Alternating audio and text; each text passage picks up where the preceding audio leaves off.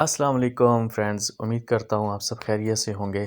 पाकिस्तान का सबसे बड़ा मसला और तमाम स्टूडेंट्स का सबसे बड़ा मसला कि इंग्लिश कैसे सीखी जाए, कहाँ से सीखी जाए, किससे सीखी जाए, कहाँ से शुरू किया जाए, क्या क्या सीखा जाए और कितने वक्त में हम सीख लेंगे। ये तमाम मसाइल का हल इंशाल्लाह मैं आपको इस वीडियो में, कुछ ही मिनट्स की वीडियो होगी और इंशाल्लाह इसमें मैं आपको इसका हल दूंगा कि आपको इंग्लिश कैसे सीखनी है, क्यों सीखनी चाहिए और कितने वक्त में आप सीख लेंगे।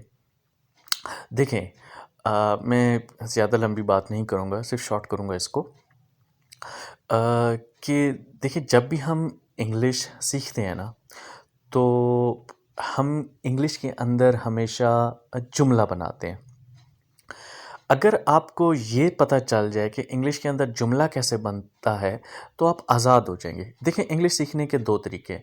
या तो आपके सामने उर्दू लिखी हो और उसके आगे इंग्लिश लिखी हो और वो आप याद कर लें और उसको बोलना शुरू कर दें। लेकिन इसका एक सबसे बड़ा फॉल्ट ये है, इसमें प्रॉब्लम ये है कि आप हमेशा किताबों के मोहताज रहेंगे या आप उस्तादों के या टीचर्स के हमेशा मोहताज रहेंगे, इंडिपेंडेंट नहीं हो सकते।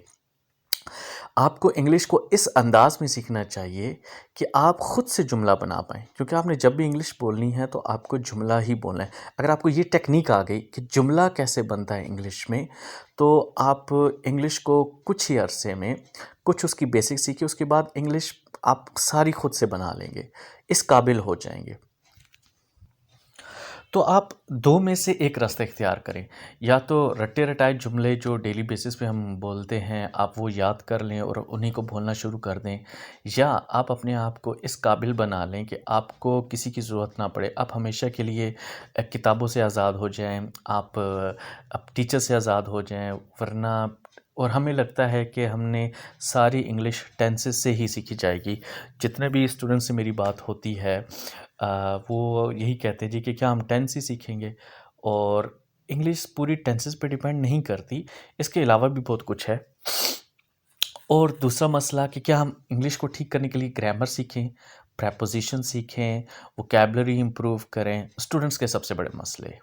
तो मैं इसमें आपको बताऊंगा कि अगर आप लोग सिर्फ ये सीख लें कि इंग्लिश के अंदर जुमला कैसे बनता है, तो आपकी बहुत बड़ी टेंशन इंशाल्लाह इसके अंदर ख़त्म हो जाएगी।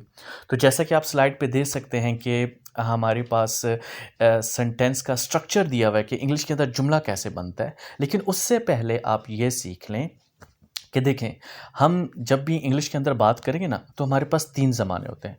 इस वक्त हम प्रेजेंट के अंदर खड़े हैं, हमसे पहले पास्ट था और हमसे आगे फ्यूचर है। तो जब भी आप कोई इंग्लिश का जुमला बोलेंगे, तो वो जुमला या तो प्रेजेंट में बोल रहे होंगे आप, या वो पास्ट में जुमला चल रहा होगा, या वो फ्यूचर में चल रहा होगा। इसके अलावा कोई भी हमारे पास ज़माना नहीं होगा इंग्लिश का। अच्छा, जब आप प्रेजेंट में जुमला बोलेंगे, उसको बनाने का अंदाज़ और है। जब वही जुमला आप पास्ट में ले जाएंगे, तो उसको बनाने का अंदाज़ चेंज हो जाएगा। और जब आप वही जुमला फ्यूचर में ले जाएंगे, तो उसको बनाने का अंदाज़ बिल्कुल चेंज हो जाएगा। मुश्किल नहीं है, सिर्फ आसान है। अब आप देखें कि जो इसमें स्ट्रक्चर है, क्योंकि हमने जुमला ही बोलना होता है इंग्लिश के अंदर, हम जुमला बोल के ही अपनी बात को कंप्लीट करते हैं। तो हमने सीखना क्या है कि जुमला कैसे बनता है, इस पे आप फोकस करें तो इंशाल्लाह आपका सारा मसला हल। और चलें मैं आगे इसको बताता हूँ। देखें, जब भी आप इंग्लिश में जुमला बोलेंगे ना, तो आपने सबसे पहले हमेशा सब्जेक्ट लिखना है, उसके बाद वर्ब है। ये रूल आई एम श्योर हर किसी को पता होता है। उसके बाद लेकिन मैं चाहता हूँ कि आप इसको समझें, क्योंकि मैं बिल्कुल डिफरेंट वे में बताने लगा हूँ। इसके बाद वर्ब लिखी जाती है और इसके बाद जो है हम लास्ट में ऑब्जेक्ट पार्ट लिखते हैं। अब अगर आप गौर फरमाएं, तो मैंने जो वर्ब है उसको बोल्ड किया हुआ है और उसके आगे मैंने 2 टाइप्स बनाई हुई हैं।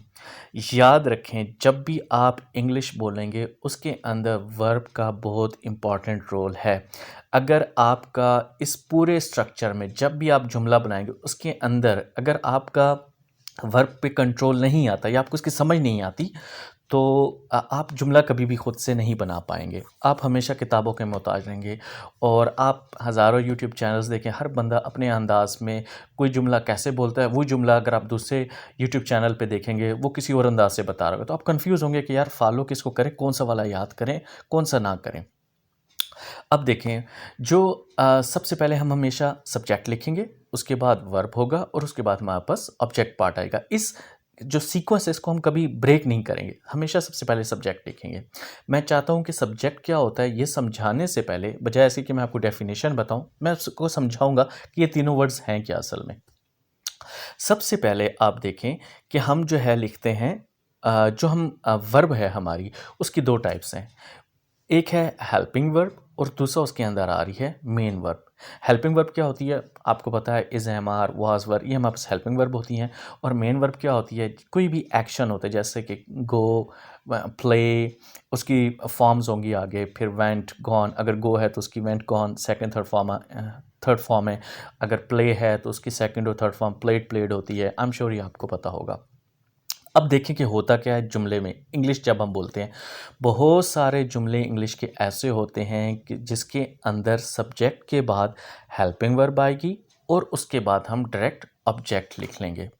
बहुत सारे इंग्लिश के ऐसे जुमले होंगे जिनके अंदर हम सब्जेक्ट लिखेंगे और उसके बाद मेन वर्ब आएगी और फिर हम ऑब्जेक्ट लिख लेंगे। और इंग्लिश के बहुत सारे ऐसे जुमले हैं जिनके अंदर हम सब्जेक्ट लिखेंगे, फिर हेल्पिंग वर्ब आएगी, फिर मेन वर्ब आएगी और फिर हम ऑब्जेक्ट लिख लेंगे। बहुत सारे इंग्लिश में जुमले इस तरह से बनते हैं। अच्छा, और भी तरह के जुमले होते हैं, ठीक है, इंग्लिश के अंदर, जैसा कि आपके कुछ वर्ब जुमले ऐसे होते हैं जो आपके डायरेक्ट वर्ब से स्टार्ट होते हैं, वो इंशाल्लाह मैं आपको नेक्स्ट लेवल पे समझाऊंगा। अभी सिर्फ आपका जहन बनाने के लिए कि जब भी आप कोई इंग्लिश के अंदर जुमला बनाएंगे तो आपने सबसे पहले सब्जेक्ट लिखना है, उसके बाद या हेल्पिंग वर्ब या मेन वर्ब या फिर दोनों आएंगी जुमले के अंदर और फिर हम ऑब्जेक्ट पार्ट लिखेंगे। अच्छा, अब हम जल्दी से सब्जेक्ट को समझ लेते हैं। सब्जेक्ट देखें, आप जिस भी चीज़ के बारे में बात करते हैं ना, वो आपका सब्जेक्ट होता है और जिस चीज़ के बारे में बात करेंगे आप उसको सबसे पहले लिख लेंगे। लेट्स सपोज़ मैं अगर बात करता हूँ कि इमरान ख़ान पाकिस्तान का वज़ीर आज़म है, तो हम किसके बारे में बात कर रहे हैं, इमरान ख़ान के बारे में बात करें। तो अब सबसे पहले आपको इमरान ख़ान अपने सेंटेंस में लिखना होगा या बोलते हुए बोलना होगा, ठीक है जी। अच्छा, इसके बाद अब अगर ये जुमला प्रेजेंट का है तो हमने प्रेजेंट की वर्ब लगानी होगी या हेल्पिंग वर्ब या मेन वर्ब, वो आगे मैं आपको समझा दूँगा। और इसके बाद जो बात हमारी रह जाती है वो हम ऑब्जेक्ट पार्ट में लिख लेते हैं। दूसरी एग्जांपल है, अगर मैं कहता हूँ कि नवाज़ शरीफ पाकिस्तान का वज़ीर आज़म है, तो मैं किसके बारे में बात करूँ, नवाज़ शरीफ के। तो नवाज़ शरीफ हमारा सब्जेक्ट होगा और हम सबसे पहले नवाज़ शरीफ को लिखेंगे या उसका नाम हम कॉल करेंगे बोलने में। अच्छा, अगर मैं कहता हूँ कि मेरी शर्ट का कलर जो है वो रेड है, तो मैं किसके बारे में बात करूँ, अपनी शर्ट के बारे में ना। तो मैं माय शर्ट सबसे पहले अपने जुमले में लिखूँगा। तो अगर आप मोबाइल के बारे में बात करें, अगर आप किसी कलर के बारे में बात करें, अगर आप किसी पर्स के बारे में बात करें, किसी भी चीज़ के बारे में बात करें, किसी टेबल के बारे में, किसी इंसान के बारे में, तो जिसके बारे में आप बात करते हैं सबसे पहले आप उसको लिखते हैं, वो आपका सब्जेक्ट होता है। इसके बाद अब आ जाएं हेल्पिंग वर्ब पे। अगर तो हेल्पिंग वर्ब हमारी सेंटेंस में आ रही है, तो अगर तो हम प्रेजेंट में बात कर रहे हैं तो प्रेजेंट की हेल्पिंग वर्ब होगी, अगर हम पास्ट में बात कर रहे हैं तो पास्ट की हेल्पिंग वर्ब यूज़ करेंगे, और अगर हम फ्यूचर की बात कर रहे होंगे तो हमने फ्यूचर की हेल्पिंग वर्ब लगानी होगी। इसके बाद आ जाता है मेन वर्ब। मेन वर्ब भी सेम इसी तरह, अगर आप प्रेजेंट की बात कर रहे हैं तो प्रेजेंट की मेन वर्ब आएगी, अगर आप पास्ट की बात कर रहे हैं तो पास्ट की मेन वर्ब आ जाएगी, और अगर आप फ्यूचर की बात करें तो फ्यूचर की के लिए जो भी हमने मेन वर्ब यूज़ करनी होगी वो हम करेंगे। ठीक हो गया जी।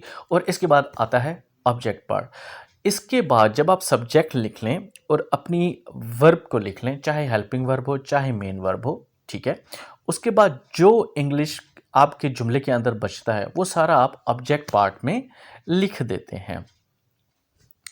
अच्छा, इसके बाद आता है कि हमें कितना वक्त लगेगा। देखें, जब भी आप कोई लैंग्वेज सीखते हैं तो इसके अंदर कम से कम कहा जाता है कि 1 साल आपको किसी भी ज़बान दुनिया की आपने लैंग्वेज सीखनी होगी तो आपको कम से कम 1 साल उसके लिए चाहिए।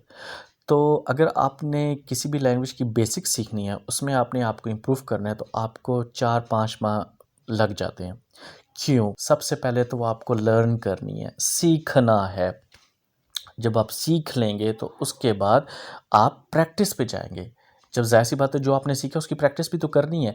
तो जब उसकी आप अच्छे से प्रैक्टिस करेंगे तो तब जो लास्ट स्टेज है वो है स्पीकिंग। ऐसा नहीं हो सकता कि आप बग़ैर सीखे इंग्लिश जो है बोलना शुरू कर दें। बग़ैर सीखे या सिर्फ़ सुन के ही इंग्लिश बोलना सीख लें, ऐसा नामुमकिन है। सिर्फ़ सुन के आप इंग्लिश नहीं सीख सकते। ये टेक्नीक पाकिस्तान में अप्लाई नहीं हो सकती क्योंकि हमारे यहाँ माहौल नहीं है इंग्लिश का। आप जहाँ जाएँगे या उर्दू में बात होगी या पंजाबी में बात होगी या फिर पश्तो में बात होगी। तो बेस्ट वे है कि सबसे पहले आप इंग्लिश को सीखें, उसके ऊपर प्रैक्टिस करें और फिर आप बोलना शुरू कर दें। और आखिर में मेरी आप सबसे रिक्वेस्ट है कि चैनल तो सब्सक्राइब ज़रूर करें, लेकिन इसको शेयर भी करें ताकि वो लोग वो स्टूडेंट्स जिनके लिए जो समझते हैं कि इंग्लिश बहुत मुश्किल है, इंशाअल्लाह जब ये वीडियो वो सुनेंगे और ये कोर्स उन तक पहुँचेगा तो उनके लिए बहुत आसान हो जाएगी क्योंकि बहुत डिफरेंट अंदाज़ में इंशाअल्लाह मैं आप सबको पढ़ाऊँगा। अस्सलाम वालेकुम।